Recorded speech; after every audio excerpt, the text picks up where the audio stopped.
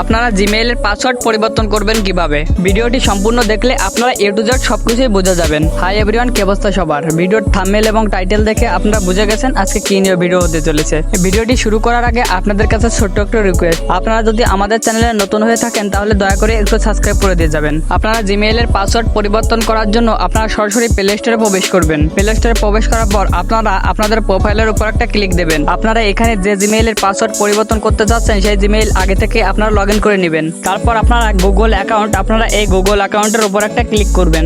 এখানে আপনারা কিছুক্ষণ অপেক্ষা করবেন। তারপর আপনাদের সামনে নতুন একটা ইন্টারফেস শো হবে। আপনারা এখান থেকে সিকিউরিটি অপশনে একটা ক্লিক করবেন। সিকিউরিটি অপশনে ক্লিক করার পর আপনারা একটু নিচে স্ক্রল ডাউন করে চলে আসবেন। আপনারা এখানে পাসওয়ার্ড, আপনারা এই পাসওয়ার্ড অপশনে একটা ক্লিক করবেন। পাসওয়ার্ড অপশনে ক্লিক করার পর আপনাদের মাঝে কিছুক্ষণ লোডিং হবে। তারপর আপনাদের মাঝে নতুন একটা ইন্টারফেস শো হবে।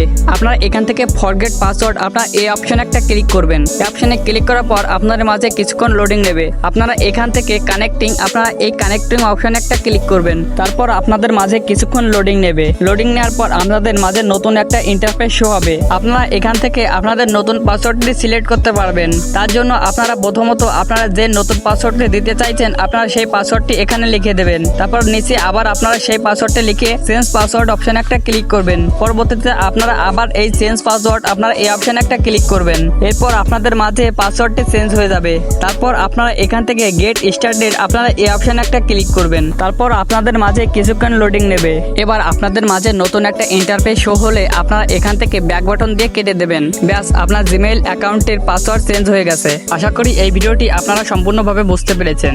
আর ভিডিওটি ভালো লাগলে অবশ্যই আমাদের চ্যানেলটিকে সাবস্ক্রাইব করে আমাদের পাশে থাকবেন। ধন্যবাদ।